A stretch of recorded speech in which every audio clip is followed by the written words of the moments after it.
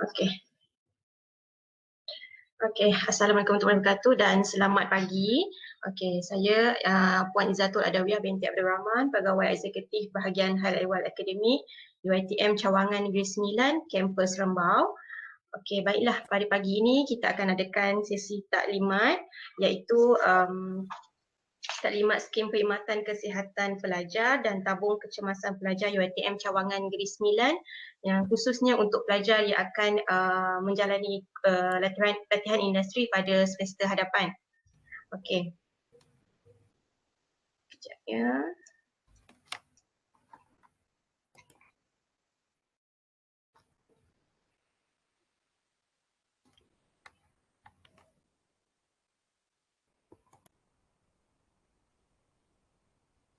Okey.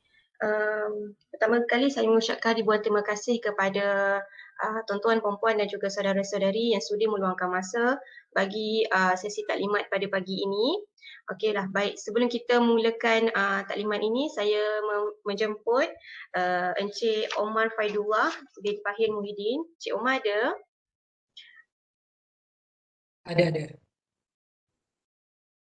Encik Omar? Hello? Hello? Boleh dengar?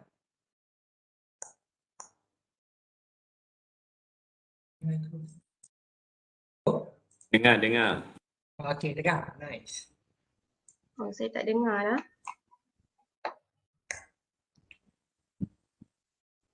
Hello? Dengar Cik Omar. Cik Omar boleh terus. Okey, nice. Saya menjemput Encik Omar Faidullah untuk mengetuai bacaan doa bagi taklimat pada pagi ini. Dipersilakan Encik Omar.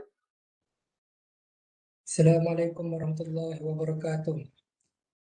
Ila hadratin Nabi Mustafa Muhammad Rasulullah sallallahu alaihi wasallam wa alihi wa ashabihi wa azwajihi wa zurriyyatihi lahumul Fatihah.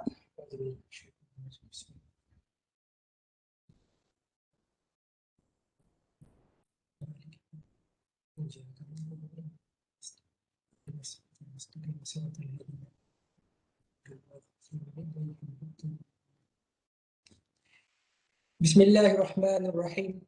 Alhamdulillahi Rabbil Alamin. Wassalatu wassalamu ala Sayyidina Muhammad wa ala alihi wa ashabihi ajma'in. Wahai Tuhan semesta alam, kami merafakkan kesyukuran penuh pengharapan kepadamu kerana pada pagi yang mulia ini dengan inayah dan rahmatmu dapat jua kami adakan taklimat skim perkhidmatan kesihatan pelajar dan tabung kecemasan pelajar UiTM. Kurniakanlah majlis kami ini dengan keberkatan dan limpahan rahmatmu agar kami memperoleh manfaat dan kebaikan daripadanya. Seterusnya terhindar daripada segala bentuk kemungkaran yang tidak engkau ridai.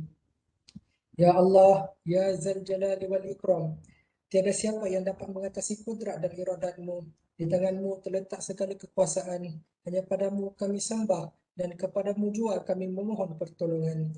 Kami pohonkan ya Allah akan keselamatan dan kesejahteraan anak didik kami yang akan menjalani latihan industri. Memudahkanlah urusan mereka, murahkanlah rezeki mereka, celikkanlah akal fikiran mereka untuk memahami apa yang dilindungi sepanjang menjalani latihan industri. Celikkanlah akal mereka untuk memahami apa yang dihadapi secara pembelajaran mereka di tempat mereka mengikuti latihan industri. Lindungilah mereka dan keluarga yang mereka tinggalkan atas nama menuntut ilmu fi sabilillah daripada segala anasir yang buruk dan jahat, terutamanya wabak COVID-19 yang melanda seluruh dunia ketika ini. Allahumma inna na'udzubika minal baras wal jununi wal juzam wa min sayyi'il asqam. Bismillahilladzi la yadurru ma'asmi syai'un fil ard wala fis sama'i wa huwas sami'ul 'alim. Rabbana atina fid dunya hasanah. Rabbana atina fid dunya hasanah wa fil akhirati hasanah wa qina adzaban nar. Wa sallallahu ala sayyidina Muhammad wa ala alihi wa sahbihi ajma'in. Subhana rabbika rabbil izzati amma yasifun wa salamun alal mursalin walhamdulillahi rabbil alamin. Taqabbalallahu minkum.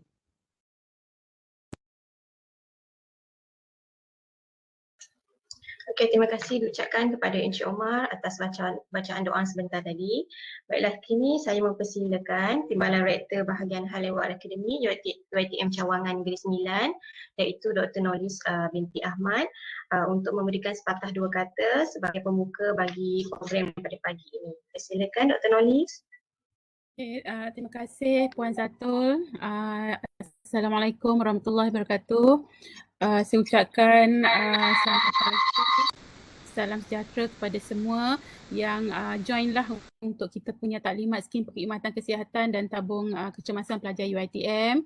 Okay, yang berusaha Encik Khairul Izwan bin Harry, iaitu penolong pendaftar daripada bahagian Hal Ehwal HCP, Dr. Nur Syahira Jamaluddin, pegawai perubatan daripada dari UiTM Cawangan Negeri Sembilan, saudara dan saudari yang terlibat yang turut hadir dalam taklimat kita hari ini, para penyelaras latihan industri, penolong pendaftar akademik dan juga para pelajar yang saya kasihi sekalian.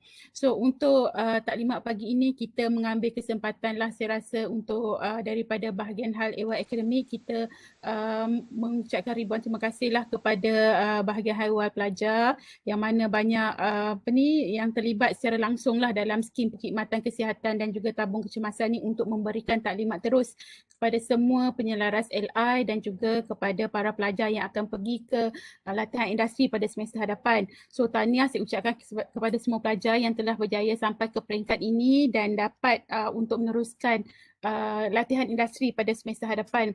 So seperti yang kita semua maklumlah dengan keadaan negara kita masih lagi dengan pandemik COVID-19 ni, semua keadaan dan semua industri adalah terkesan walaupun kita berada di dalam PPN sekarang ni, fasa 1, fasa 2 dan fasa 3 tetapi daripada setiap fasa tu dia mempunyai kekangan-kekangan yang tersendiri. Oleh itu secara tak langsung untuk pelajar LI ni saya rasa turut terkesan lah, tak banyak mungkin sedikit mungkin terkesan daripada segi peringkat awal lagi di mana untuk mendapatkan tempat untuk kamu untuk menyambung LI. Jadi daripada sepanjang kamu belajar dalam 2 tahun yang kebelakangan ni adalah kamu dalam semester pandemik COVID-19 di mana secara keseluruhannya kita punya PNP bertukar. Okay, 360 degrees bertukar kepada kaedah online, okay, yang kita panggil ODL lah.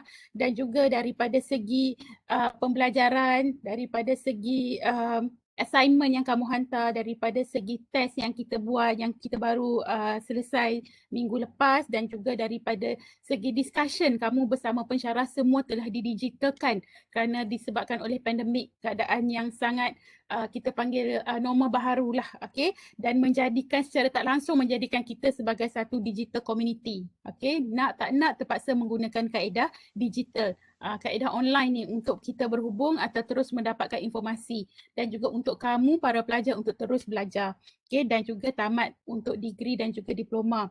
So LI juga adalah salah satu saya rasa kaedah yang mana akan berubah daripada kaedah fizikal kepada kaedah digital. Jadi para pelajar UiTM Cawangan Negeri Sembilan saya rasa perlu bersedialah daripada segi fizikal dan juga daripada segi mental kerana bila kamu berada di dalam fasa ataupun semester LI ni, dia adalah sebelah kaki kamu di dalam bidang pekerjaan dan sebelah kaki lagi adalah masih lagi pelajar UiTM.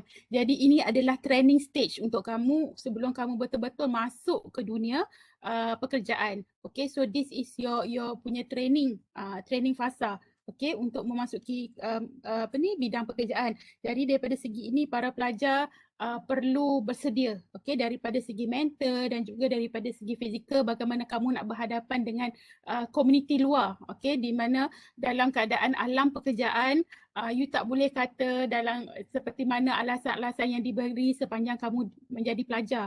So because di alam pekerjaan apa yang diberikan you have to do it your best, you kena submit on time. Okay, so itulah alam pekerjaan. Bukan lagi seperti yang mana kita boleh extend masa, kita boleh pensyarah telefon untuk tak hantar lagi assignment, tak boleh macam tu. Because this is really different stage, okay, bila kamu masuk ke dalam dunia LI. Jadi untuk sebagai seorang yang termasuk dalam digital community ni, saya rasa daripada segi seeking for information, you kena ke depan lagi. Okay, daripada segi pencarian maklumat secara online, daripada kamu punya self-studying. So ada keadaan di mana apa task yang diberikan pada kita you tak familiar with, but you have to cari benda tu. So you mesti at one step ke depan berbanding dengan apa yang ada, supaya kamu dapat mix ataupun kamu dapat match dengan keadaan semasa dalam dunia AI ni. Dan juga daripada segi communication, communication bersama dengan majikan, semuanya adalah menggunakan kaedah digital. So saya mengharapkan para pelajar dapat do your best and also represent yourself, because this is one of, selain daripada LI, this is one of your punya stage untuk you sell yourself to the majikan and also to industry, macam mana you perform, macam mana you berdepan dengan any situation. So kaedah digital ni, ataupun jika yang akan LI secara BDR dan juga ada LI yang secara fizikal, take this opportunity, because dalam keadaan sekarang ni kita berada dalam keadaan yang uncertain, berada dalam keadaan yang tidak stabil. Anything can happen. So I really hope that pelajar dapat do your best. If let's say you have any problem, so you perlukan any training ataupun you perlukan any bantuan, please talk to your penyelaras LI, and then maybe we boleh arrange anything. Kita ada counselor, kita ada pegawai-pegawai lain yang mungkin berpengalaman daripada segitu, kita boleh buat sesi counselling lah kepada para pelajar. So saya tak berniat lah untuk bercakap panjang, because kita ada dua speaker kita, saya katakan speaker lah yang arif untuk tujuan kita adakan taklimat hari ini, iaitu Encik Khairul Izzuan dan juga Dr. Nur Syahirah. Saya harap boleh bertanya soalan nanti dengan dua speaker kita jika ada sebarang soalan sebelum kamu memulakan alam LI nanti. Dan juga satu sahaja nasihat daripada saya, untuk pelajar-pelajar LI ni, perlu diingat kamu adalah duta UiTM, duta kecil UiTM. Bila kamu keluar di dalam alam pekerjaan nanti, bila you represent yourself to the outsiders, macam mana, how the way you talk, how you perform kerja, itu semua membawa nama UiTM, bukan sahaja membawa nama para pelajar. So be the best, try your best. InsyaAllah kami di UiTM mendoakan semua pelajar LI supaya berjaya dan mendapat tempat lah di luar sana, insyaAllah, setelah kamu graduate nanti. Saya rasa itu saja daripada saya untuk pagi ini. Wish you all best of luck and hope to see you again in convocation. Assalamualaikum warahmatullahi wabarakatuh. Terima kasih Puan Zatul.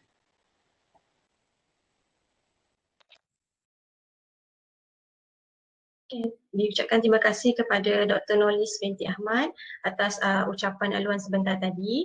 Kini tanpa melengahkan masa, saya akan menyerahkan sesi taklimat ini bagi penceramah yang pertama, iaitu Encik Khairul Izzuan bin Hari, iaitu penolong pendaftar bahagian hal ehwal pelajar UiTM Cawangan Negeri Sembilan Kampus Remban, untuk memberikan maklumat berkenaan dengan yang berkaitan dengan taklimat ini daripada wakil HIP. Persilakan Encik Izzuan.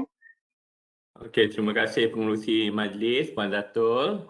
Yang berusaha Dr. Nurlis Ahmad, Timbalan Rektor Hal Ehwal Pelajar UiTM Cawangan Negeri Sembilan. Barisan penyelaras latihan praktikal UiTM Cawangan Negeri Sembilan, penolong-penolong pendaftar hal ehwal akademik, pegawai eksekutif dan juga semua pelajar UiTM Cawangan Negeri Sembilan yang dikasihi lah. Okey, hari ini saya akan bagi ini sedikit inilah taklimat mengenai tabung kecemasan dan juga skim perkhidmatan kesihatan pelajar. Okey, saya tertarik dengan apa yang Dr. Nurlis sharekan tadi. Okey, kebanyakan yang ada dalam ni sekarang ni adalah pelajar yang akan menjalani latihan praktikal. So Dr. Nurlis maklumkan, okay, you as a duta kecil UiTM. So as a duta kecil UiTM ni, apabila kita menjalani praktikal di company-company ataupun di organisasi, kita kena jaga nama baik UiTM lah, dan pastikan kita buat yang terbaik lah sewaktu praktikal. Dan jika ada rezeki, kita boleh inilah bekerja di organisasi tersebut. So tanpa lengahkan masa, saya akan inilah sharekan taklimat saya sekarang.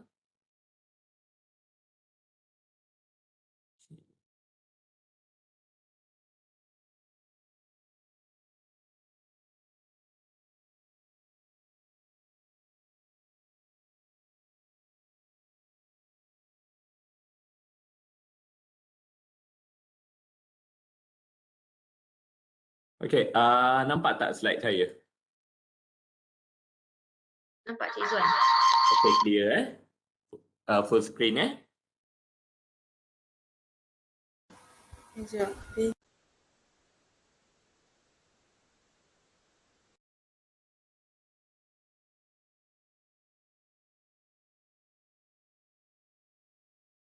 Okey. Okey, yang pertama saya akan sentuh sikit mengenai dengan skim perkhidmatan kesihatan pelajar UiTM.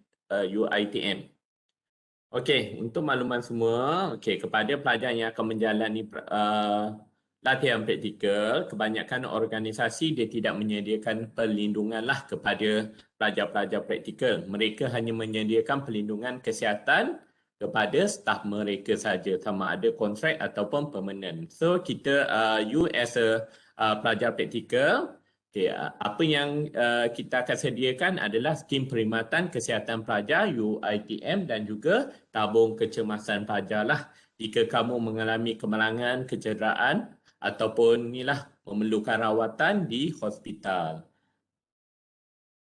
Okay. Okey, so bagi ini skim perkhidmatan kesihatan pelajar ada 6 pengisian lah yang saya akan sentuh. Yang pertama pengenalan berkenaan dengan apa itu skim perkhidmatan kesihatan pelajar. Yang kedua, apa yang term-term yang ada dalam skim perkhidmatan pelajar. Yang ketiga, apa kelayakan untuk you menerima skim perkhidmatan kesihatan pelajar. Yang keempat, apa kemudahan rawatan di bawah skim tersebut. Yang kelima, apa rawatan yang tidak ditanggung dalam skim tersebut, dan yang keenam adalah had pembiayaan SPKP. Okey, you all semua, saya rasa yang pelajar degree ni semua dah aware kan?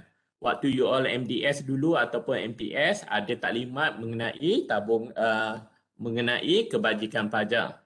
Taklimat kebajikan pelajar yang diberikan oleh pegawai HCP.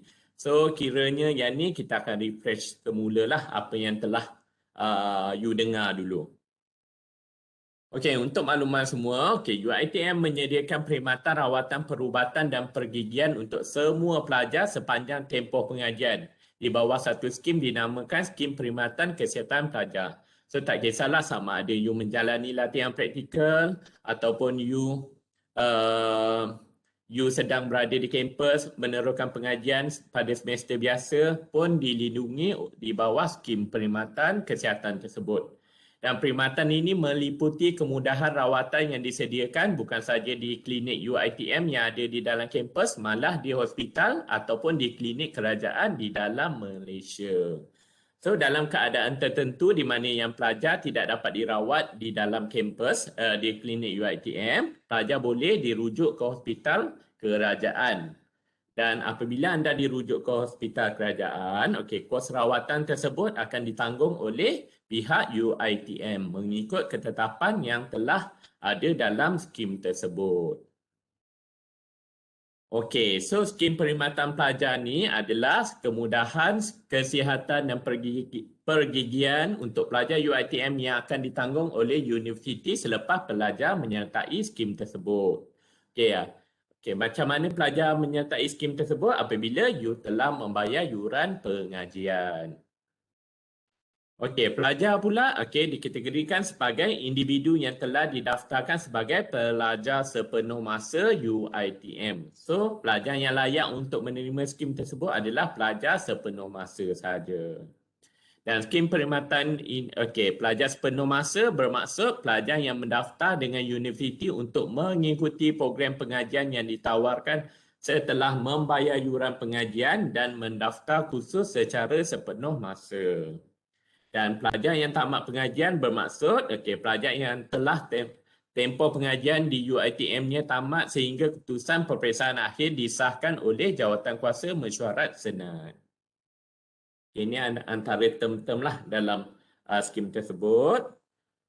Okey, kelayakan bagi skim perkhidmatan kesihatan pelajar. Okey, skim ini disediakan untuk semua pelajar UiTM sepenuh masa, iaitu warga negara Malaysia sahaja. Pelajar antarabangsa tidak layak menyertai skim ini. Okey, so apabila anda menyertai skim ini, ada bayaran wajib lah yang telah termasuk dalam yuran pengajian anda. Okey, bayarannya adalah sebanyak RM40 per semester. So semua pelajar memang diwajibkan, okey, apabila anda belajar dekat UiTM, anda diwajibkan untuk membayar yuran perkhidmatan kesihatan sebelum menyertai skim ini. Kadar yurannya adalah RM40 per semester. Okey, cara pembayaran melalui inilah yuran pengajian yang dibayar terus kepada akaun Bendahari Universiti. Okey, pelajar mana yang tidak dilindungi oleh skim tersebut adalah pelajar yang telah tamat pengajian. So, selagi you belum tamat pengajian, you dilindungi oleh skim inilah. Yang kedua, yang tidak dilindungi oleh skim ini adalah pelajar antarabangsa. Itu adalah kelayakan bagi skim perkhidmatan kesihatan pelajar. Okey, apa rawatan yang ada di dalam ni skim perkhidmatan kesihatan pelajar? Kita ada dua rawatan lah, saya bahagikan kepada dua. Okey, yang pertama kemudahan rawatan yang ada di dalam kampus iaitu di unit kesihatan UiTM. Okey, di unit kesihatan antara ada dua rawatan utama yang disediakan. Okey, yang pertama adalah rawatan pesakit luar perubatan.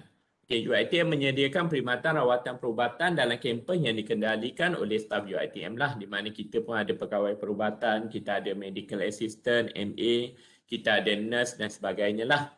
So kemudahan-kemudahan ni, apa jenis rawatan sebagainya tertera di dalam perkhidmatan yang disediakan oleh unit kesihatan di kampus-kampus. So let's say kalau you all pelajar praktikal yang berdekatan dengan kampus ataupun berada di dalam kampus, jika kamu tidak sihat, kamu boleh pergi ke inilah unit kesihatan. You masih layak lagi untuk mendapatkan perkhidmatan di unit kesihatan. And then bagi kes rawatan kecemasan, kemudahan rawatan kecemasan ini juga disediakan dalam kampus pada waktu klinik beroperasi. Let's say you tercedera kemalangan ataupun ada berlaku pendarahan dan sebagainya. Okey, yang tu nanti staf unit kesihatan dia akan tolong bantulah atau tolong rawat. Dan selepas daripada waktu klinik, kalau you all berada di dalam kampus ataupun pelajar sepenuh masa yang berada di kampus, biasanya kes-kes kecemasan ini akan diuruskan oleh SRK untuk dibawa ke hospital yang berdekatan. Okey, ini kemudahan yang ada di dalam kampus. Okey, let's say you all sekarang ni kebanyakan pelajar ALI berada di luar daripada kampus, sama ada di rumah walaupun you berada di rumah tetapi menjalani latihan industri. So you entitled untuk mendapatkan rawatan di hospital kerajaan, yang mana kos rawatan tersebut UiTM yang akan tanggunglah. Okey, antara kemudahan rawatan yang di hospital kerajaan adalah dalam beberapa keadaan tertentu di mana pelajar tidak dapat dirawat oleh klinik UiTM, para pelajar akan dirujuk ke hospital-hospital kerajaan. Yang mana you all semua jauh daripada kampus, you akan dirujuk kepada hospital-hospital kerajaan. Kos rawatan akan ditanggung oleh pihak universiti mengikut ketetapan yang ada dalam skim. So, UiTM akan menanggung perbelanjaan kemudahan rawatan pelajar di mana-mana hospital kerajaan. Dan di hospital kerajaan, you entitled lah untuk duduk di dalam ward kelas 2 ataupun lebih rendah. Kalau you duduk kelas pertama, you kena tanggung, bayar sendiri. Melainkan di hospital Putrajaya, jika tidak ada kelas yang kedua, masih belum ada lagi kelas kedua, yang tu kelas pertama kita boleh tanggung. Tapi kalau let's say di hospital Putrajaya ada kelas kedua, kita tidak akan tanggung lah. Okay, so let's say kalau you all dimasukkan ke ward. Okay, so you boleh minta, you ataupun waris you boleh minta surat akuan ataupun guarantee letter GL lah daripada klinik kesihatan UiTM. So kalau you berada di kampus Remban, you adalah pelajar kampus Remban, you boleh hubungi unit kesihatan di kampus Remban untuk minta GL letter. Kalau you pelajar kampus Pilah, minta dekat unit kesihatan Pilah, dan manakala kalau you pelajar daripada UiTM kampus Rembau, you boleh minta dekat unit kesihatan kampus Rembau. Okey, ni adalah rawatan yang tidak ditanggung oleh universiti. Okey, let's say you mendapatkan rawatan di klinik kerajaan, ada rawatan-rawatan berikut tidak ditanggunglah. Terutamanya rawatan ubat-ubatan atau peralatan untuk pencegahan kehamilan, kemandulan dan kesuburan. alat gantian anggota, rawatan perubatan dan pembedahan bagi tujuan kosmetik, okey, rawatan dan pemeriksaan bagi mengandung dan juga bersalin, itu untuk perempuan lah, rawatan imunisasi, rawatan perubatan alternatif, dan semua perbelanjaan di hospital swasta kita tidak tanggung. Yang kita tanggung hanya di hospital kerajaan juga sahaja. And then jika kamu menerima rawatan di luar negara pun kita tidak akan tanggung. Dan juga ubat-ubatan yang dibeli di farmasi swasta melainkan yang mempunyai preskripsi daripada pegawai perubatan universiti sahaja yang kita akan tanggung. Dan rawatan ortodontik di klinik ataupun hospital kerajaan swasta pun kita tidak akan tanggung. Ini adalah rawatan yang kita tidak akan tanggung. So bear in mind, okey, yang UiTM akan tanggung adalah rawatan. Biar dia masuk okey. Yang UiTM akan tanggung adalah rawatan di hospital ataupun klinik kesihatan sahaja, klinik kesihatan kerajaan saja. Manakala perkhidmatan ataupun rawatan di hospital swasta ataupun klinik swasta kita tidak akan tanggung. Okey, apa had pembiayaan? Okey, di bawah skim perkhidmatan kesihatan pelajar, okey, had pembiayaan rawatan yang ditanggung oleh universiti di hospital-hospital kerajaan dihadkan sebanyak RM5,000 setahun. Okey, dan kos keseluruhan tidak melebihi RM15,000 sepanjang tempoh pengajian. Okey, let's say tahun pertama, okey, you tidak tidak dimasukkan ke wad kerajaan ataupun you tidak menerima sebarang rawatan. Tiba-tiba pada semester kedua, okey, you mendapat sakit dan duduk di wad dan kos perbelanjaan adalah sebanyak RM7,000. Okey, bagi tahun pertama RM5,000 you tak guna. Tahun kedua ada lagi RM5,000 lagi, you masih belum guna, so total adalah RM10,000. Dan kos yang you perlu dirawat adalah sebanyak RM7,000. Okey, kita boleh cover as long as tidak melebihi RM15,000 sepanjang tempoh pengajian. Okey, kos tersebut termasuklah bayaran pendaftaran, masuk hospital ataupun masuk wad, semua jenis pemeriksaan makmal dan X-ray, rawatan, peralatan gantian anggota, ubat-ubatan, pembedahan dan bayaran wad. Kecuali yang termasuk dalam perkara rawatan yang tidak ditanggung oleh universiti yang saya cakapkan tadilah. Macam rawatan kosmetik, okey, pemandulan dan sebagainya lah. Okey, itu saja yang berkaitan dengan skim perkhidmatan kesihatan pelajar. Okey, so kalau you all dimasukkan wad ataupun mendapatkan rawatan di hospital kerajaan, kalau you tidak sempat mohon GL letter dan you telah buat bayaran dulu, you boleh claim di unit kesihatan lah. You boleh hantar resit bayaran tersebut di unit kesihatan dan unit kesihatan dia akan proses bayaran tersebut dan masuk dalam akaun you. Yang tu kalau jika kamu tak sempat untuk claim.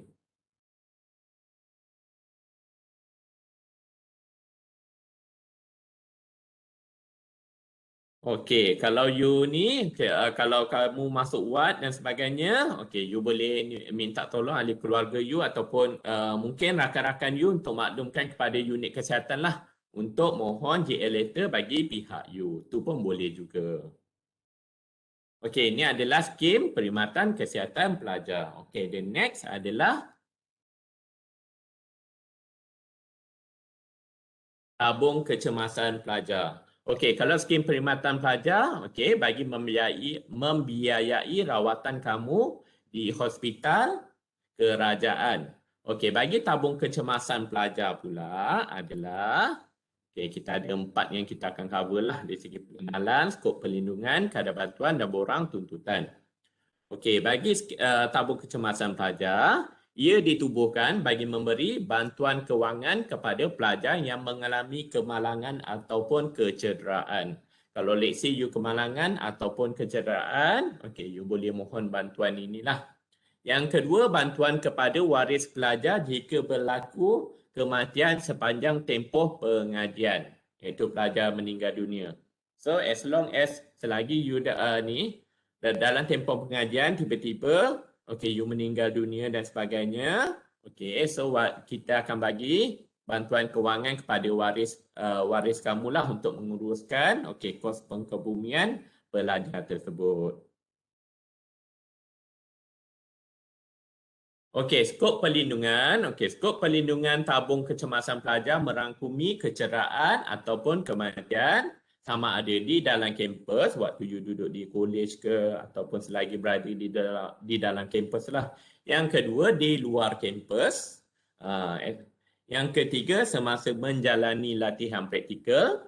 Dan yang keempat, semasa berada di kampung ketiga, cuti semester pun di-cover juga. So as long as you berstatus pelajar UiTM, pelajar sepenuh masa UiTM, dia akan cover lah. Okey, kadar bantuan. Okey, kadar bantuan. Okey, bagi bantuan kematian kepada waris pelajar, kita akan bagikan 10,000 kepada waris pelajar lah.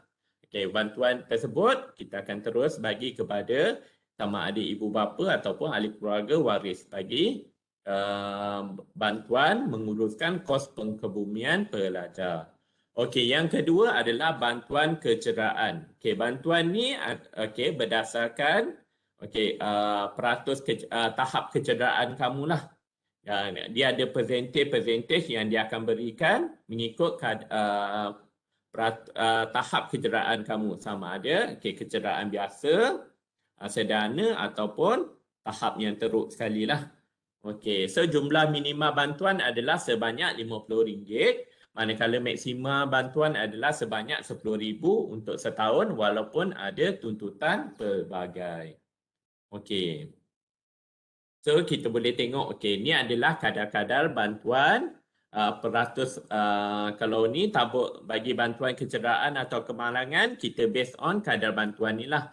Kalau berlaku kematian, 100% kita akan bagi kepada waris. Contohnya, kalau pelajar meninggal, 100% adalah sebanyak RM10,000. Kalau contohnya pelajar dalam tempoh pengajian, sama ada you menjalani latihan praktikal, okey, you nak pergi ke company, tiba-tiba accident, berlaku cacat kekal dan sebagainya. So, jumlah bantuan yang kita akan bagi kepada kamu adalah sebanyak 100%, bermaksud RM10,000.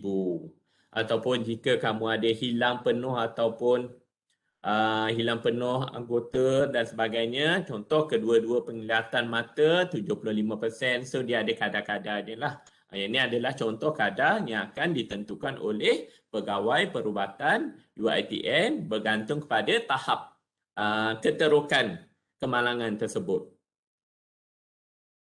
Okey, then the next, ini adalah borang tuntutan kecemasan. So, kalau let's say you all pelajar praktikal berlaku kemalangan ataupun kecederaan, sama ada you di organisasi tersebut ataupun berada di rumah sepanjang tempoh pengajian, you boleh pergi dekat website UiTM. Kalau you kampus Remban, you boleh pergi dekat kampus website HCP kampus Remban dan download borang tuntutan tabung kecemasan. So, borang ni, bila you dah isi, dekat sini dia ada di bahagian D, kalau you tengok ada akuan pemeriksaan pegawai perubatan hospital. So you kena pergi dekat hospital tu, dapatkan pengesahan daripada pegawai perubatan. Ya. Ada pertanyaan ya? Ada kan? Okey, di bahagian D, let's say kalau macam you berlaku kecederaan kepada kamu, you boleh isi borang ni and then dapatkan akuan pemeriksaan daripada pegawai perubatan yang merawat you di hospital. Kemudiannya hantar borang ini ke pejabat HCP ataupun boleh hubungi pejabat HCP untuk serahan dokumen ini. Kemudiannya pejabat HCP kita akan bagi kepada unit kesihatan lah untuk menilai tahap kecederaan kamu bagi menentukan peratus bantuan yang akan diberikan. Okey. Ini sahajalah. Taklimat ni quite ringkas tetapi ada banyak benda yang inilah yang kita cover. Okey, itu saja.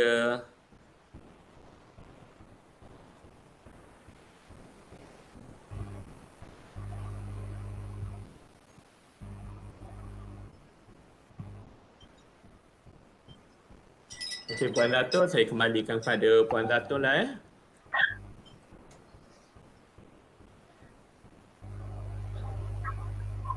Okey. Terima kasih diucapkan kepada Encik Izzuan atas taklimat yang ringkas tapi cukup padat, di mana dia harap pelajar dapat maklumat-maklumat yang telah disampaikan oleh Encik Izzuan sebentar tadi daripada wakil HFP. Okey, seterusnya saya akan mempersilakan panel yang kedua, jemputan yang kedua, iaitu Dr. Nusyairah binti Jamaluddin, iaitu Pegawai Perubatan Unit Kesihatan UiTM Kampus Seremban.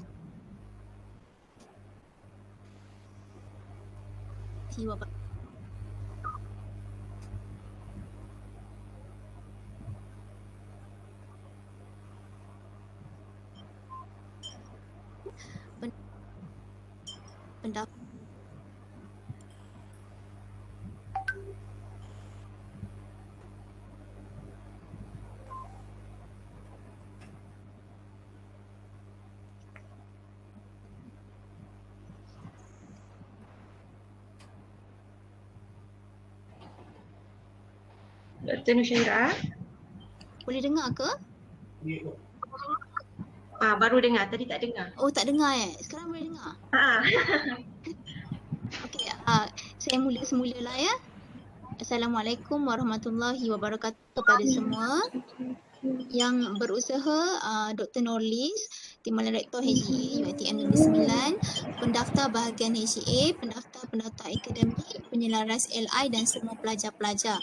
Saya akan memberi taklimat daripada unit kesihatan. Aku tersekat. Okey, seterusnya boleh pergi kepada slide seterusnya. Saya akan menerangkan berkenaan dengan skim perkhidmatan kesihatan pelajar. Urus Setia boleh terus kepada slide seterusnya. Boleh dengar ke?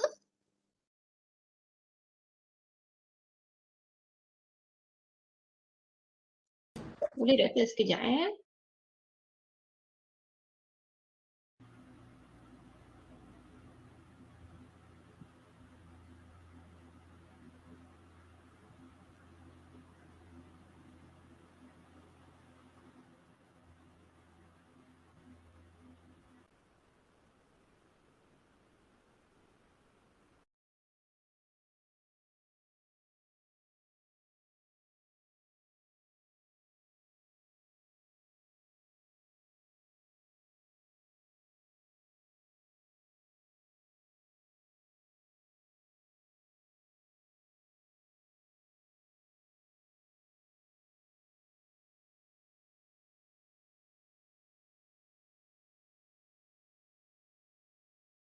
Ini telah diterangkan oleh Encik Izzuan sebelum ini.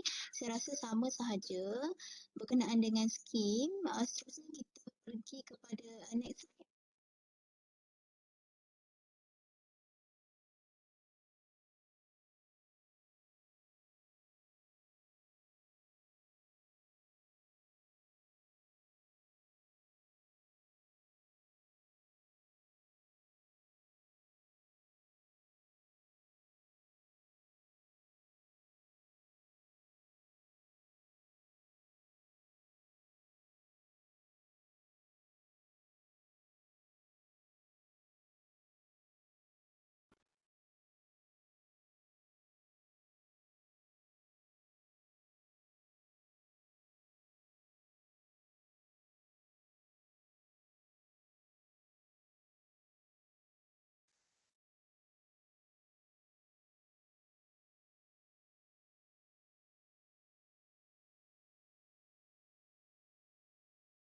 Ada masa.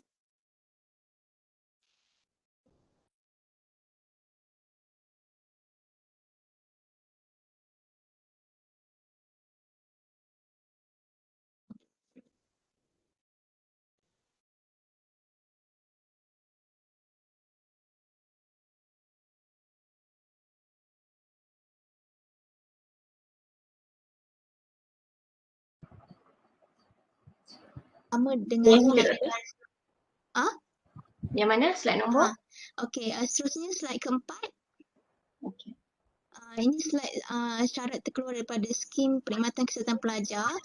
Saya rasa telah diterangkan pada Encik Izzuan sebelum ni, jika pelajar tamat pengajian, ditangguh pengajian, mengambil cuti khas 1 semester, ditarik balik atau digantung oleh universiti.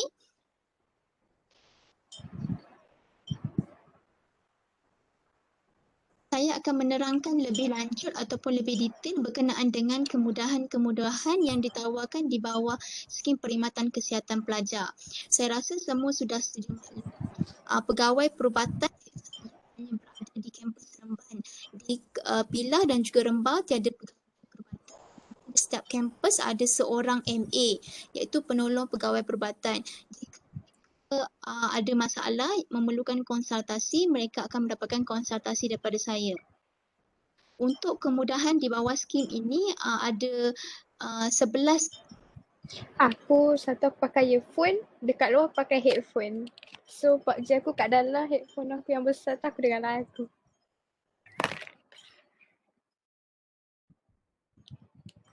Syafika, mute Syafika.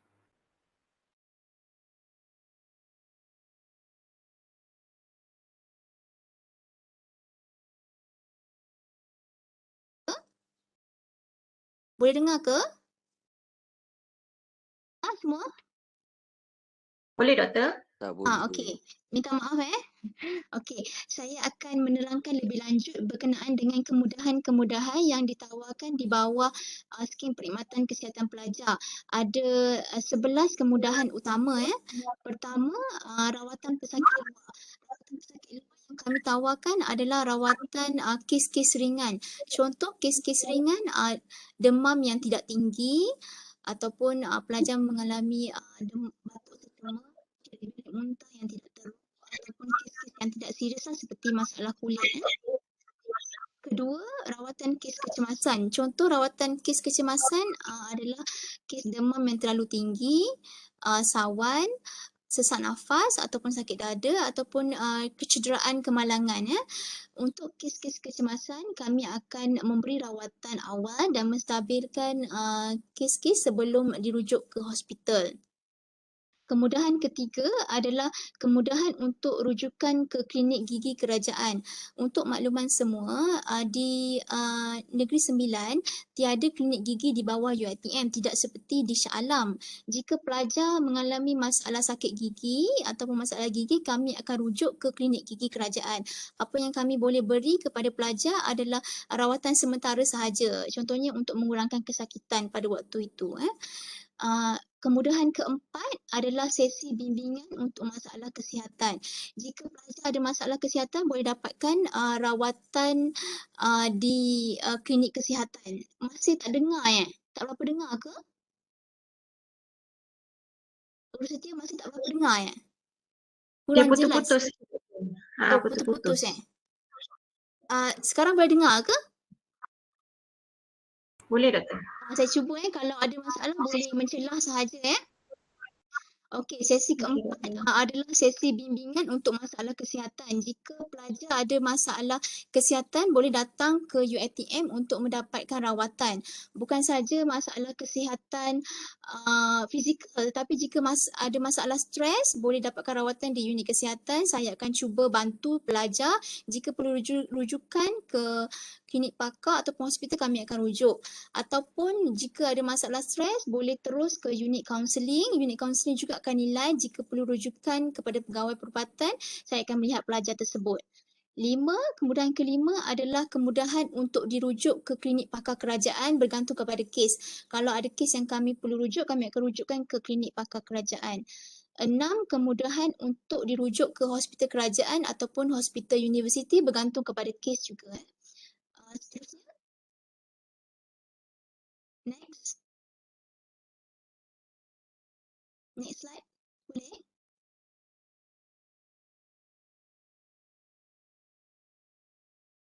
Boleh pergi kepada next slide?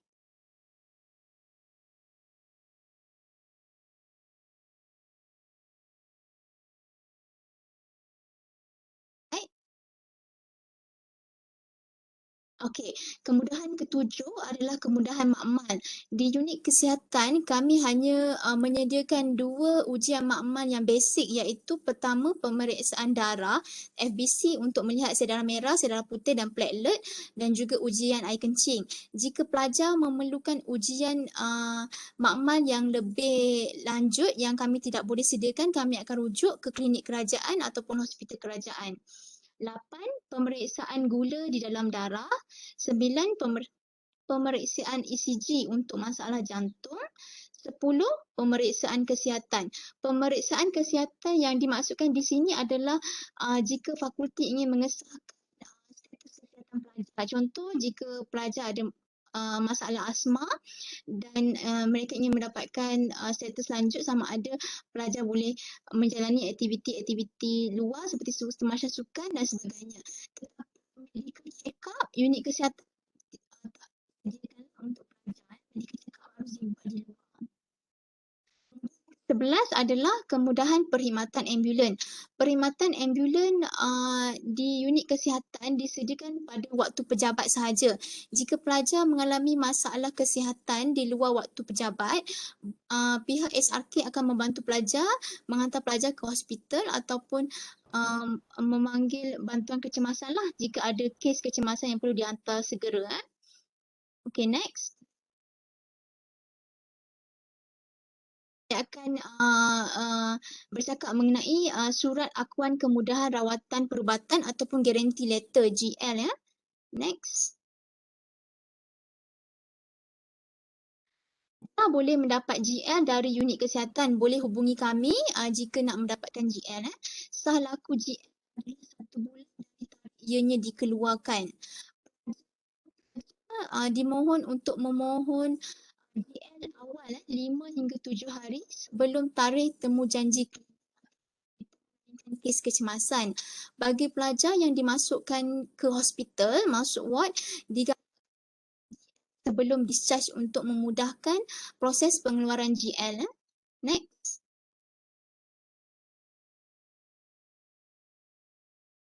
Bayaran yang ditangguh oleh universiti sama seperti slide sebelum ini, kami hanya menanggung 5,000 setahun, tidak melebihi 15,000 sepanjang pengajian.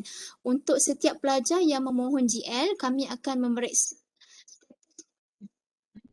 layak untuk mendapat GL dan adakah pelajar itu telah melebihi had sepanjang pengajian ataupun tidak.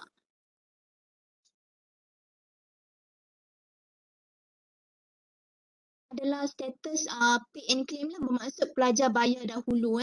Pembayaran kos rawatan di hospital yang terpaksa didahulukan oleh pelajar, pelajar boleh tuntut dari universiti dengan mengemukakan resit-resit asal kepada unit kesihatan.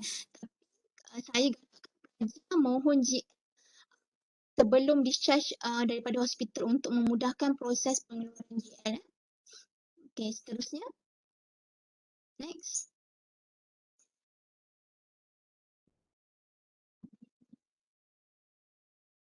Dimasukkan ke ward. Selepas pelajar hubungi kami akan mengeluarkan GL seperti ini untuk diberikan ke klinik ataupun hospital. Next. Berkenaan dengan sijil cuti sakit ataupun MC. Sijil cuti sakit boleh didapati dari unit kesihatan sendiri, klinik kerajaan, hospital kerajaan serta hospital universiti. Sijil cuti sakit dari unit kesihatan boleh dikeluarkan oleh saya sendiri, pegawai perubatan dan penolong pegawai perubatan untuk pelajar yang layak sahaja. Kami akan nilai setiap pelajar sama ada mereka layak untuk mendapat MC ataupun tidak. Jika kes-kes ringan mungkin tidak layak mendapat MC. Sijil cuti sakit yang dikeluarkan oleh klinik swasta tidak boleh disahkan oleh pegawai perubatan universiti. Bermaksud, jika pelajar tidak sihat, mendapatkan rawatan di klinik swasta dan doktor di sana memberi MC, saya tidak boleh sahkan MC tersebut. Semasa peperiksaan, peraturan sijil cuti sakit pelajar tertakluk kepada peraturan akademik. Jika semasa peperiksaan pelajar jatuh sakit, kami akan nilai sama ada pelajar tu layak mendapat MC ataupun tidak.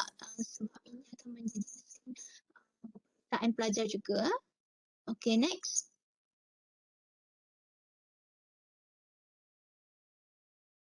senarai rawatan yang tidak ditanggung oleh universiti. Saya rasa sama sahaja senarai rawatan yang tidak ditanggung oleh universiti seperti yang Encik Izzuan terangkan sebelum ni. Saya harap semua pelajar jelas berkenaan dengan rawatan yang tidak ditanggung oleh universiti. Next, kita pergi ke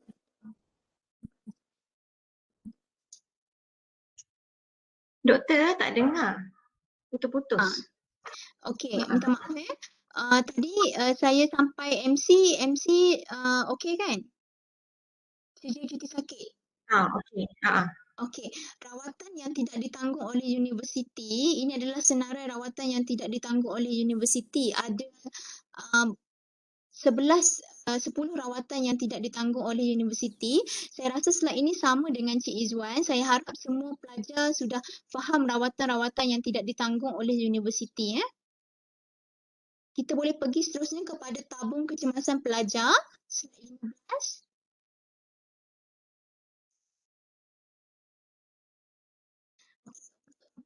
Pelajar, saya nak tambah sikit saja daripada slide sebentar tadi berkenaan dengan poin ketiga.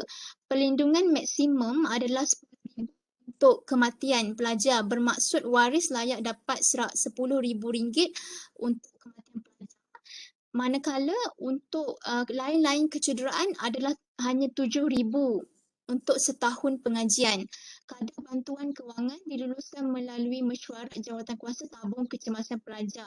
Bermaksud bila pelajar ingin memohon bantuan tabung kecemasan, kenal pasti dan menilai berapa persen bantuan yang layak diberi kepada pelajar. Okay, next.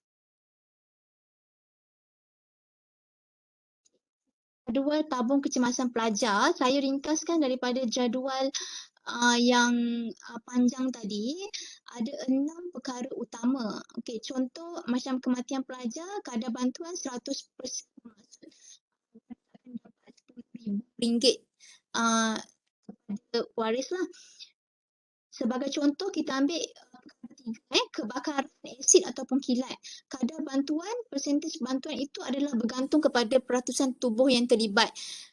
25 hingga 10%. Jika layak mendapat kadar bantuan 25% daripada RM7,000. Sebab kecederaan lain yang ditanggung hanyalah RM7,000. Okey. Saya harap semua jelas berkenaan dengan tabung kecemasan pelajar. Okey, next. Sampai di situ sahaja taklimat daripada unit kesihatan. Jika ada masalah boleh hubungi kami lah di setiap kampus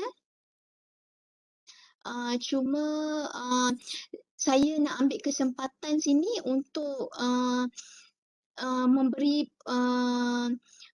penekanan lah kepada semua pelajar-pelajar LI, sebab saya nampak pelajar-pelajar masih ramai yang tidak mengisi saring C19. Ini adalah antara pengawalan COVID-19. Semua pelajar harus mengisi saring C19 setiap hari, termasuk pelajar yang menjalani ODL. Sama ada pelajar itu di dalam kampus ataupun di luar kampus. Ini adalah penting untuk kami mengenal pasti status setiap pelajar dan juga mengawal penularan wabak COVID-19 jika ada pelajar-pelajar kategori A, B dan C di dalam kampus. Okey, saya rasa sampai di situ sahajalah. Minta maaf kalau ada kurang dengar ataupun masalah teknikal. Boleh bertanya lah kalau ada apa-apa masalah.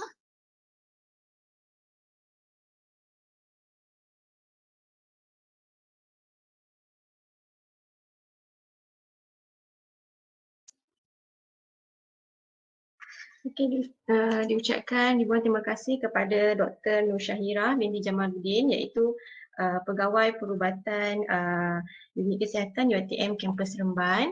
Seterusnya kita akan adakan sesi Q&A. Jika ada soalan daripada pelajar ataupun daripada penyelaras, boleh kemukakan. Dipersilakan.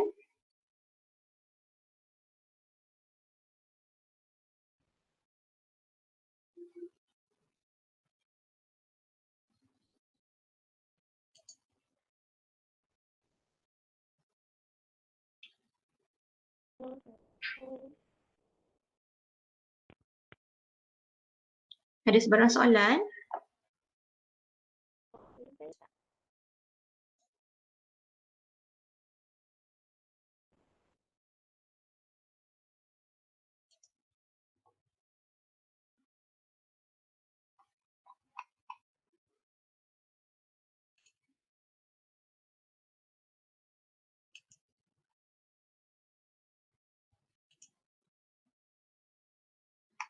Kita ada soalan dekat chat room tu, Doktor. Untuk kes COVID-19 macam mana? Daripada Atira Asmadi.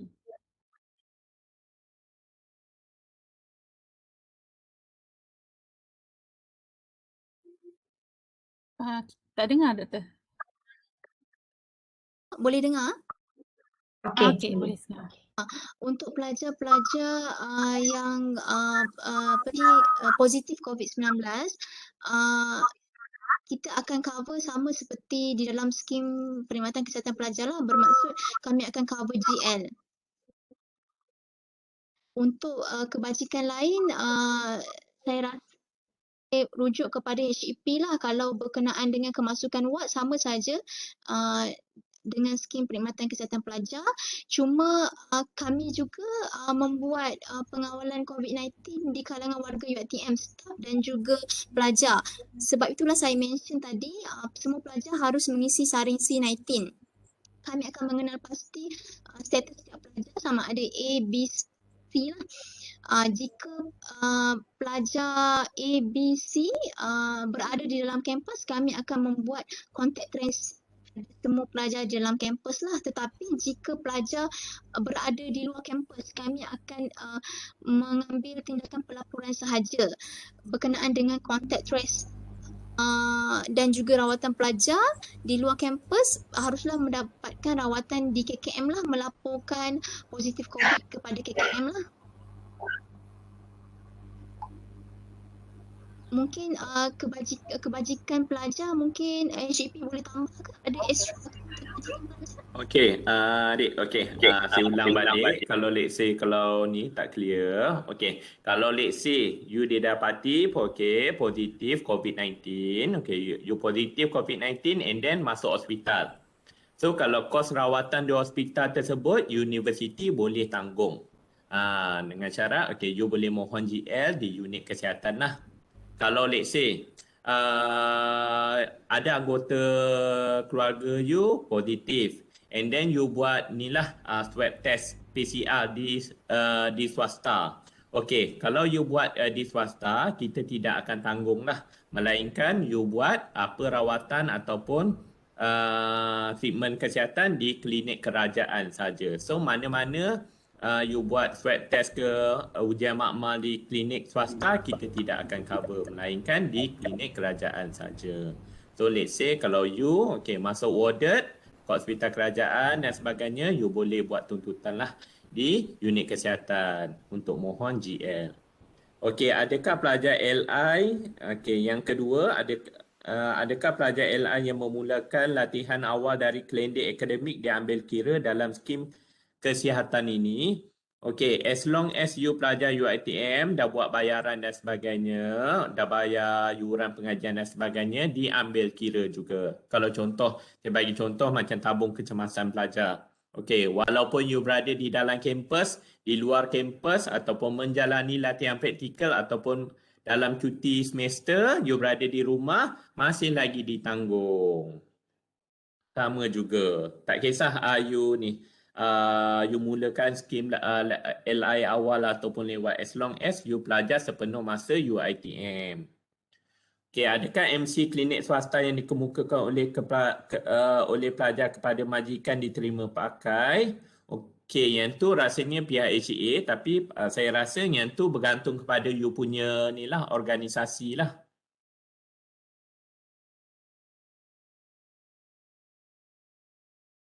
Walaupun pelajar mendapat rawatan daripada hospital swasta tapi nak mohon kecemasan, tabung kecemasan boleh ke? Tidak boleh. Kita hanya terima daripada klinik ataupun hospital kerajaan saja. So rawatan daripada hospital swasta kita tidak terima. Okey, sekiranya pelajar terlibat dengan kemalangan, dengan siapa saya boleh hubungi untuk tabung kecemasan pelajar? Okey, adik, okey, kalau let's say you terlibat dengan kemalangan, okey, kalau you berada di hospital, you nak mohon guarantee letter ataupun GL bagi bayaran rawatan di hospital, you boleh hubungi unit kesihatan di kampus masing-masing ataupun okey, selepas you daripada kemalangan, kecederaan, okey, you nak mohon tabung bantuan kecemasan, you boleh mohon di pejabat hal ehwal pelajar kampus masing-masing. Yang ketiga, adakah pelajar perlu isi saring COVID-19 setiap hari? Yes, wajib isi. Perlu isilah. Yang tu dikira tanggungjawab you. Even though staff pun terpaksa juga, perlu juga isi untuk hari-hari lah bagi saring 19 walaupun berada di rumah.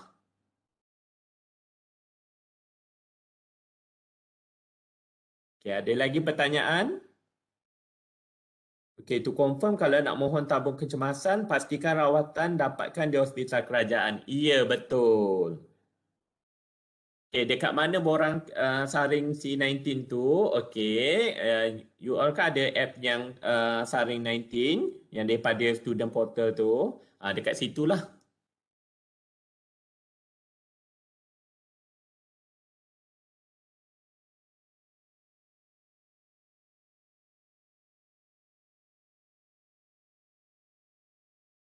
Okey, lagi.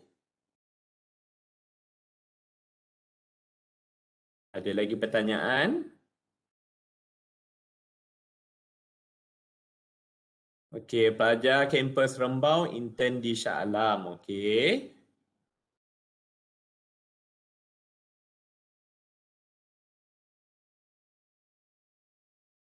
Okey.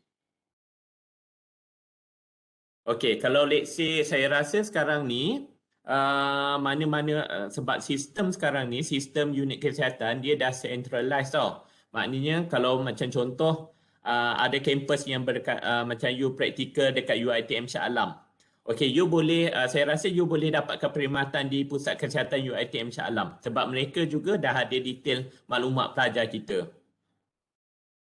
Okey, yang tadi yang sebelumnya tu okey. Permohonan GL boleh mohon. Okey, kalau you nak mohon GL, okey, you kena hubungi unit kesihatan kampus masing-masing. Untuk mereka keluarkan GL. Nanti dia akan bagi by WhatsApp lah. So you boleh ni, okey, waktu bayaran untuk ni untuk you check out daripada ward, you boleh kemukakan GL tersebut di kaunter bayaran. Okey, macam mana pula dengan vaccination update? Okey, yang tu untuk makluman kita sajalah. Okey, kalau macam contohnya lah. Kalau macam yang mana yang pelajar yang belum vaksin lagi dan berdekatan dengan kampus, contoh di UiTM Cawangan Negeri Sembilan. Kalau rumah kamu berdekatan dengan UiTM Cawangan Negeri Sembilan, dan you belum lagi terima vaksin, kita akan cuba bantulah kalau ada daripada backup list yang mana yang penerima vaksin tidak ada, kita akan cuba untuk bantu. Kalau let's say kamu belum terima lagi lah. Okay, yang tu kena update lah kalau you belum terima lagi ataupun telah terima sama ada first dose ataupun second dose.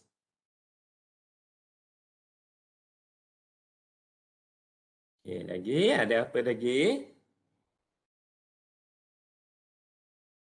Untuk rawatan apa tu? Sambungan soalan dia kot, boleh ke dia untuk pelajar intern Rembau di intern? Boleh. Sekarang ni Dr. Syairah, sistem unit kesihatan kan dah centralized kan, guna sistem apa tak namanya? Betul boleh. Cuma so soalan ni sambungan ayat dia je. Okay, so mana-mana pelajar, okay, you boleh pergi dekat kampus yang berdekatan untuk terima rawatan.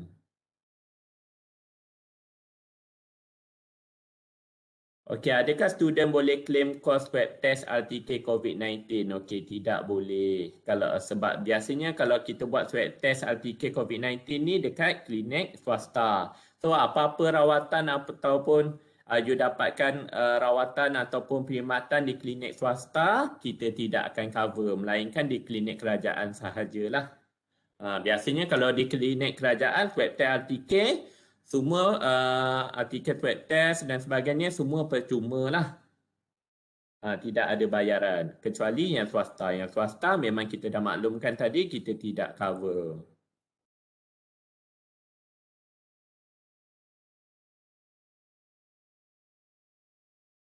Okey, lagi.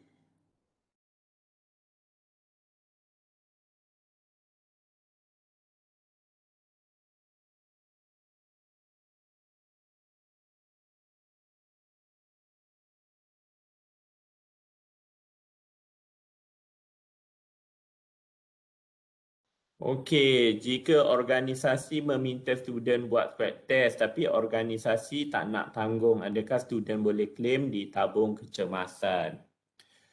Okey, kita dah maklumkan tadi. Okey, yang tabung kecemasan untuk kecederaan ataupun kemalangan saja. Okey, manakala bagi skim perkhidmatan kesihatan pelajar adalah untuk rawatan. So sekarang ni, okey, bagi swab test adalah ujian. So ujian ni kalau you buat dekat swasta memang kita tidak boleh nak tanggung. Melainkan kalau you buat dekat di hospital ataupun klinik kerajaan.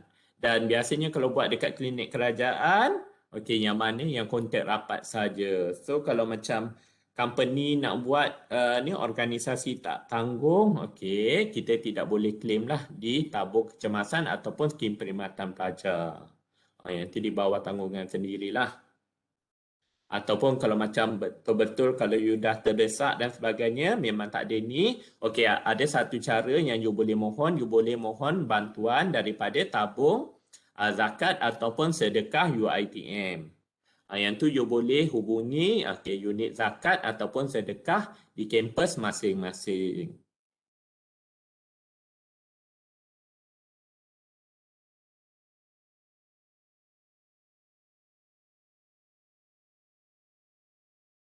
Okey, lagi.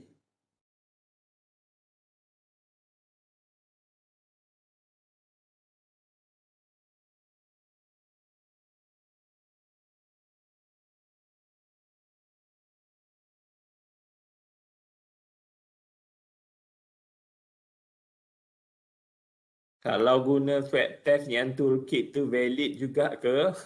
Doktor, yang tu doktor jawablah doktor. Valid untuk apa tu, Dik? Ke tidaklah positif tu kot. Okey, kalau guna swab test yang toolkit ni pelajar maksudkan yang self kit kan, buat sendiri yang saliva tu. Saliva test kit yang rapid test tu digunakan oleh orang awam untuk kita buat cepatlah untuk tahu test cepat dan boleh buat sendiri. Memang ada beberapa jenis kit yang telah diluluskan oleh KKM. Saya tak boleh nak sahkan valid ataupun tidak, tetapi jika pelajar buat test tu memberi result positif, pelajar harus dapatkan rawatan di KKM dan test seterusnya harus dibuat, iaitu test PCR untuk kita confirm positif yang betul ataupun bukan positif. Sebab self kit ni kita buat sendiri, mungkin ada salah penggunaan ke, salah cara ke. Sebab saya pun nampak ada juga dia buat self kit tu result menunjukkan negatif, tetapi dia positif. Kemudian hari bila bergejala semula, dia buat test positif. Bermaksud lepas ni kalau ada yang buat sendiri boleh buat sendiri. Kalau result tu positif, kena dapat confirmation sama ada betul-betul positif ataupun tidak lah. Jelas kat situ kot. Okey, soalan yang seterusnya, kalau kita bayar, contoh you warded lah, you masuk hospital, you bayar duit pendaftaran dulu, lepas tu nak claim kemudian, proses dia macam mana? Okey, receipt yang you buat duit bayaran pendaftaran tu, you simpan, and then hubungi unit kesihatan di kampus masing-masing, maklumkan dia you nak claim duit bayaran pendaftaran masuk hospital tu.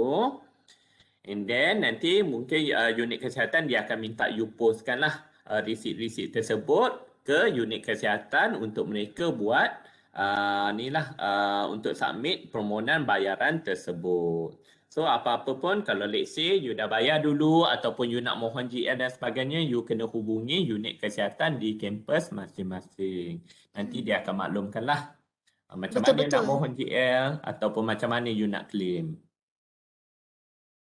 Sikit kalau bagi yang dah bayar dulu, claim kemudian ni kena kemukakan surat sedikit lah kenapa lewat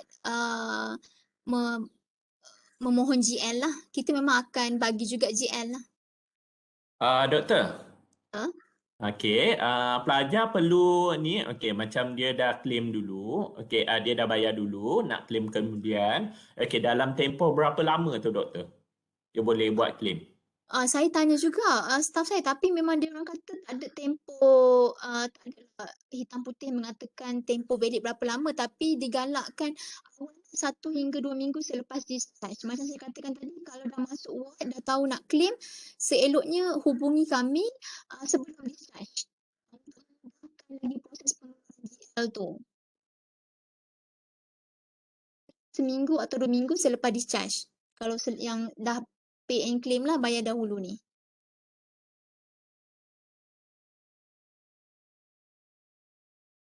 Okay, and then lagi satu, adik-adik kalau let's say, okay, you dapat tahu kawan-kawan you accident, kemalangan dan sebagainya, adik-adik boleh jalankan tanggungjawab you boleh call ni, unit kesihatan, okay, maklumkan ada pelajar ni, okay, accident kemalangan. Mungkin dia tak, mungkin pelajar tu accident kemalangan tak sedarkan diri, so dia tidak dapat nak mohon GL dan sebagainya.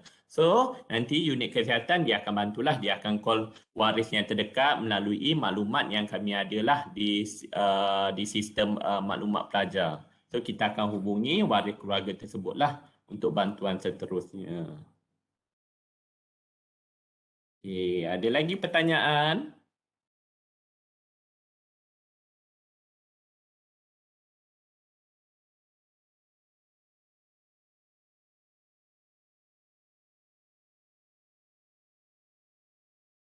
Okay, bagi yang nak dapatkan vaksin di kempen yang UiTM berdekatan, proses vaccination pula macam mana?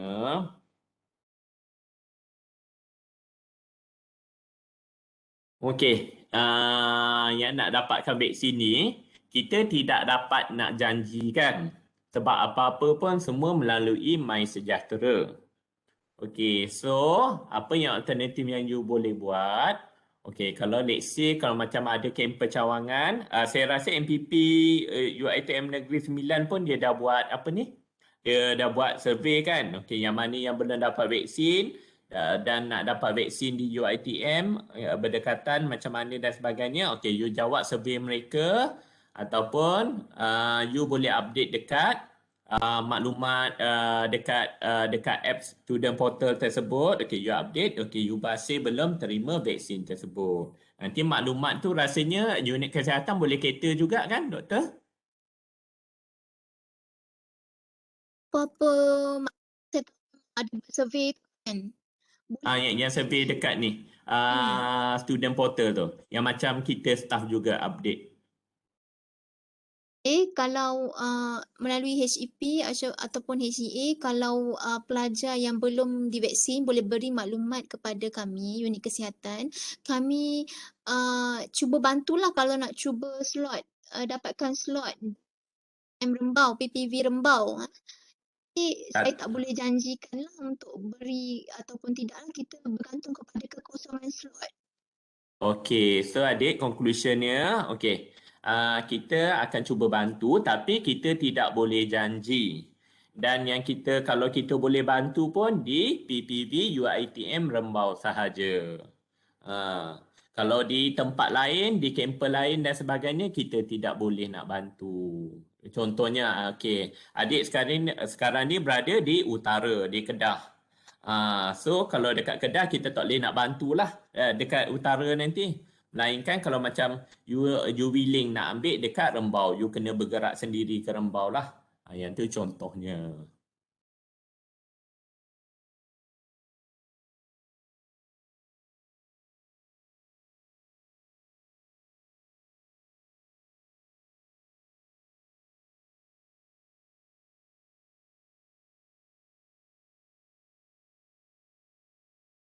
Okey, lagi? Adakah taklimat ini akan diedarkan untuk rujukan kepada pelajar yang tidak hadir pada hari ini? Okey, nanti saya akan sharekan kepada HCA. Nanti HCA boleh sharekan kepada inilah penyelaras LI, dan penyelaras LI nanti dia boleh share kepada pelajar-pelajar yang menjalani LI lah.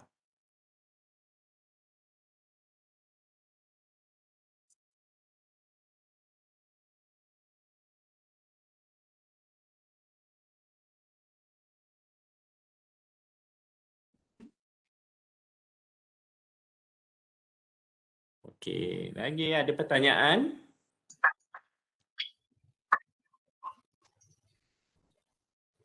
Ada soalan lagi ke?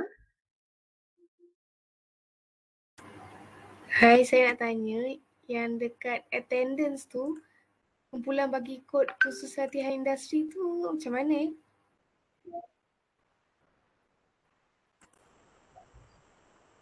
Okey, contohnya yang kamu program apa? FSR. Okey, untuk subjek LI tu apa nama kod dia dan kemudian apa nama kelas untuk kod berkenaan. Oh, okey. Terima kasih. Okey.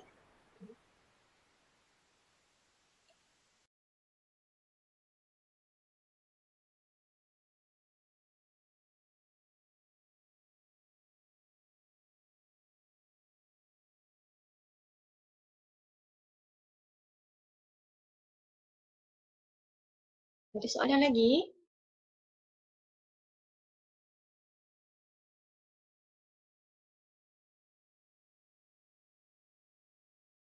Yang belum LI pun isi juga ke borang kehadiran tu, ya isi dependent.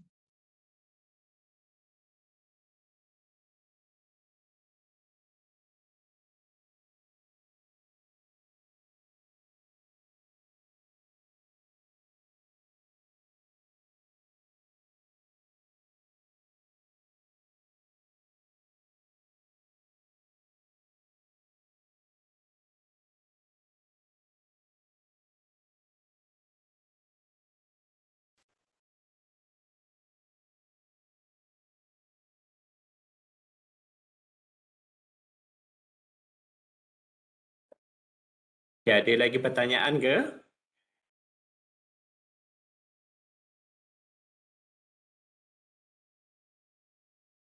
Okey, kalau tak ada, rasanya Cik Datul kita boleh close. Okey. Kita boleh close lah. And then, okay, kalau let's say nanti ada apa pertanyaan ataupun penjelasan lebih lanjut, nanti saya akan sharekan semua slide kepada inilah penyelara LI. So, dalam slide tu kita akan masukkan sekali nombor pejabat HEP di setiap kampus dan juga pejabat unit kesihatan di setiap kampus. So, maklumat lanjut you boleh hubungi pejabat tersebut lah untuk sebarang pertanyaan.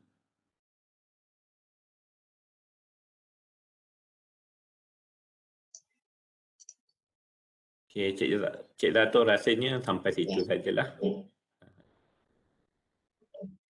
Okey, sekian diucapkan ribuan terima kasih kepada Encik Khairul Izwan dan juga Dr. Nur Syahira atas jawapan yang cukup padat yang telah disampaikan kepada pelajar sebentar tadi dan juga soalan yang telah disampaikan oleh penyelaras UTM Cawangan di 9. Okey, so saya ada sertakan link kehadiran di dalam chat box. Diminta untuk semua mengisi form berkenaan. Okey, sebelum kita akhiri, bolehkah kita buat sesi bergambar sebentar? Bolehkah pelajar dan juga penyelaras untuk on sebentar kamera?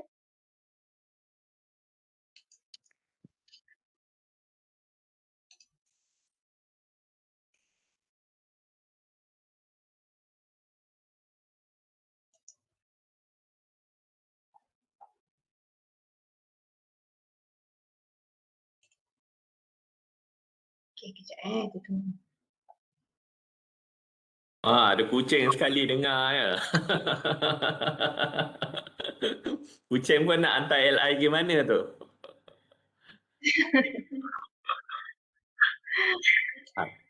Yang ada kucing tu kalau tak clear lagi boleh tanya kucing tu. Saya rasa kucing tu memang dia dengar betul-betul tu.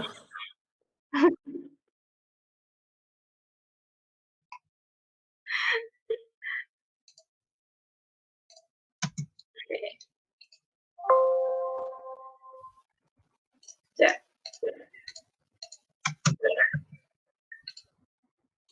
Okey, sekejap lagi. Okey.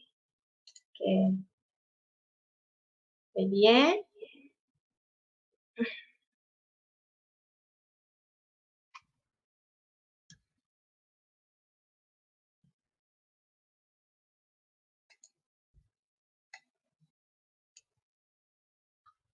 Okey.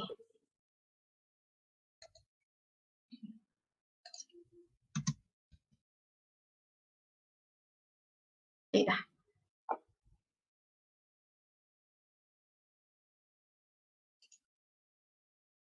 Okey, ribuan terima kasih diucapkan kepada Dr. Nolis binti Ahmad iaitu Timbalan Rektor Hal Ehwal Akademi UiTM Cawangan Negeri Sembilan, serta dua jemputan kita iaitu Encik Izzuan iaitu penolong pendaftar bahagian Hal Ehwal Pelajar UiTM Cawangan Negeri Sembilan Kampus Seremban, serta Dr. Nur Syahirah iaitu Pegawai Perubatan Unit Kesihatan juga daripada Kampus Seremban kerana sudi untuk meluangkan masa bagi sesi taklimat pada pagi ini untuk pelajar yang akan menjalani ni latihan industri.